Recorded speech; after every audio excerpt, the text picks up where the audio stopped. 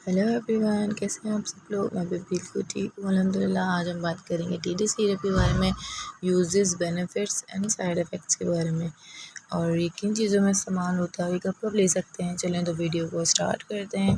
ये TD syrup allergy के लिए बहुत बेस्ट है। बॉडी पे किसी भी तरह की एलर्जी हो रही हो उसके लिए बहुत अच्छा है, और बच्चों को रैशेज़ हो रही हो, इचिंग हो रही हो, उसके लिए भी बहुत अच्छा है। छोटे बच्चों के लिए हाफ़ टेबल स्पून, बड़ों के लिए 1 टेबल स्पून।